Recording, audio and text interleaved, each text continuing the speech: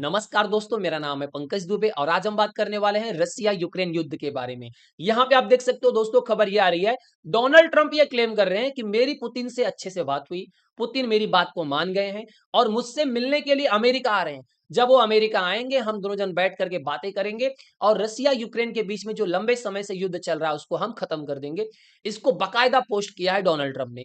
तो सवाल उठता है कि ऐसा डोनाल्ड ट्रंप ने क्या बोल दिया पुतिन को कि पुतिन रेडी हो गए। देखिए, खबर ये भी आई, पुतिन की साइड से बोला गया कि हाँ, हम शांति समझौता करने के लिए तैयार हैं।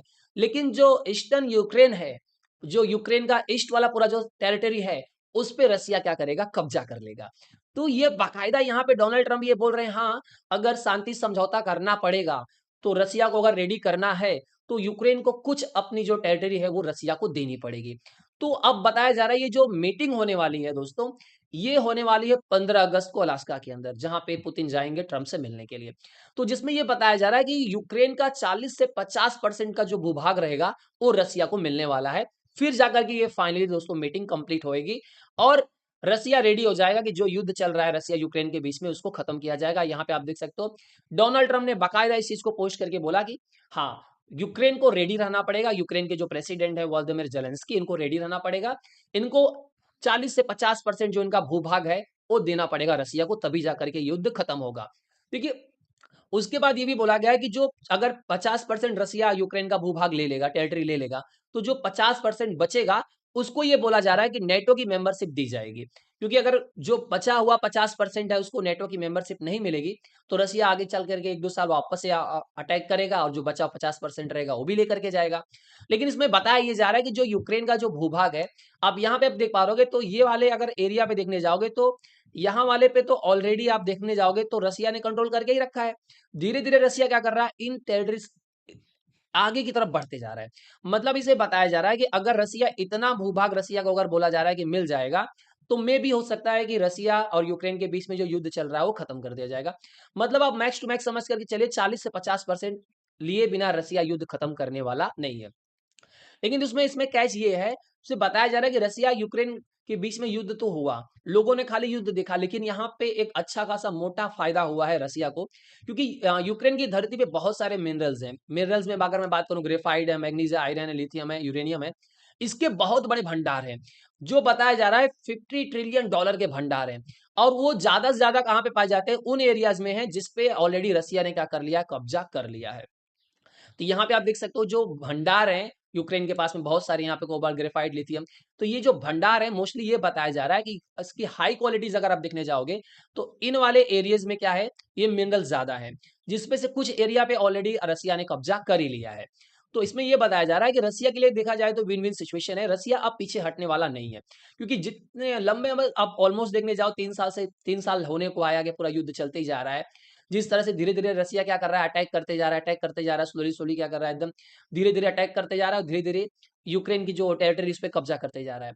तो आने वाले समय में रसिया को बोलते हैं ना, कोई तकलीफ नहीं होगी, धीरे-धीरे पूरा यूक्रेन खा जाएगा रसिया। अब रसिया बोलते हैं ना, पीछे हटने वाला नहीं है।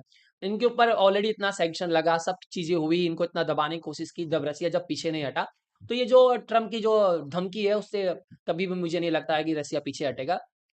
फाइनली दोस्तों ये बताया जा रहा है कि ये मीटिंग है, अब जो लंबे समय से पेंडिंग थी कि क्या होगा, अब ये मीटिंग बोली जा रही है कि ये आप जहां देख पा रहे हो कि ये अलास्का है, ये रसिया, तो ये यहाँ से बताया जा रहा है कि पुतिन जाएंगे अलास्का में, वहां पे ट्रम्प से मिलेंगे। देखिए, अलास्का जो है आज राइट नाउ जो ट्रम्प, मतलब ये यूएसए के कब्जे में है, मतलब ये यूएसए की टेरिटरी हो चुकी है। पहले ये रसिया का हुआ करता था, रसिया ने इसको बेच दिया था। आप यहाँ पे देख सकते हो, 1867 में रसिया ने इसको $7.2 मिलियन में बेच दिया था, किसको? अमेरिका को। तो राइट नाउ अब इस पे किसका कब्जा है? अमेरिका का।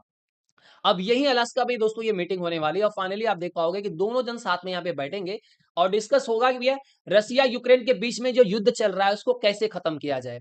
यहाँ पे देखिए, ये सब चीजें तो चल रही थी। जेलेंस्की क्या बोल रहे हैं कि देखिए, मैं अपना कोई जमीन नहीं देने वाला हूँ, शांति समझौता के लिए मैं कोई जमीन देने वाला नहीं हूँ।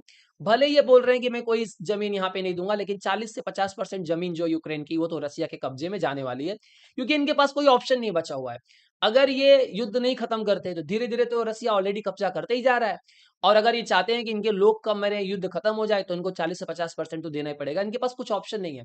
यूक्रेन का 40 से 50% ज़मीन रसिया के हिस्से में जाने ही वाला है, क्योंकि अब यहाँ पे डोनाल्ड ट्रम्प हैं, बाइडेन से अच्छा तो है नहीं, अब ये पोज़ीशन में है नहीं कि इनकी हेल्प करेंगे। तो ऐसे में ज़ेलेंस्की के पास कोई दूसरा कुछ ऑप्शन नहीं है। तो आप आने वाले समय में देखोगे एक अच्छा खासा भूभाग जो है यूक्रेन का, वो रसिया को मिलने वाला है। देखिए, लंबे समय से दोस्तों यहाँ पे ये भी चीज़ें चल रही थी, जिस तरह से डोनाल्ड ट्रम्प बार-बार बोल रहे थे कि इतने फाइटर्स जेट्स मार दिए गए हैं, सिंदूर ऑपरेशन में पाकिस्तान ने भारत के बहुत सारे फाइटर जेट्स मार करके गिरा दिए, ऐसा-वैसा हो गया। मतलब बहुत सारे जो चीज़ें चल रही थी, इसको अपोज़िशन भी लेकर के बहुत सारे सवाल उठाता था। अपोज़िशन यही सवाल पूछता था कि बताइए, भारत के कितने राफेल जो है वो पाकिस्तानियों ने मार करके गिराए।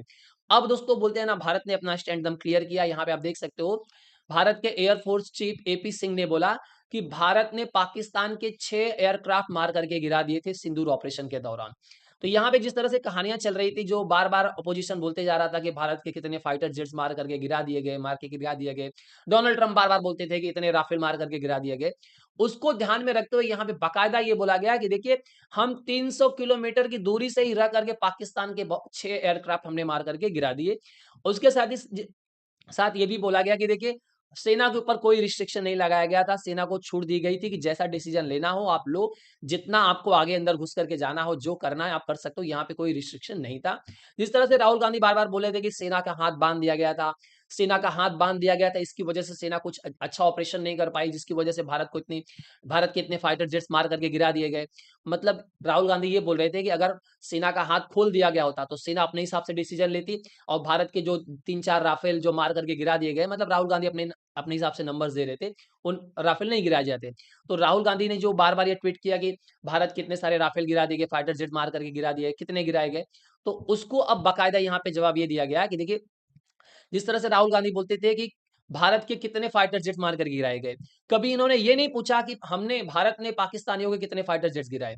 अब उसको लेकर के दोस्तों यहाँ पे एकदम क्लियरिटी आ चुकी है कि भारत ने पाकिस्तान के 6 एयरक्राफ्ट मार करके गिरा दिए गए। लेकिन पाकिस्तान के द्वारा यहाँ पे बोला गया कि नहीं, नहीं हमारा कोई फाइटर जेट्स यहाँ पे मार करके नहीं गिराया गया है। ये तो इनको पता है, इनको बोलना ही पड़ेगा। पाकिस्तान के आप जानते हो ये डिफेंस मिनिस्टर है ख्वाजा आसिफ, ये क्लेम कर रहे हैं कि नहीं हमारा तो कोई भी फाइटर जेट्स मार करके नहीं गिराया गया है। लेकिन रियलिटी क्या है वो तो आप अच्छी तरह से जानते हो। दोस्तों, अगर ये वीडियो पसंद आया हो तो वीडियो को लाइक करके हमारे चैनल को सब्सक्राइब कर लीजिएगा। And thank you so much for watching this video.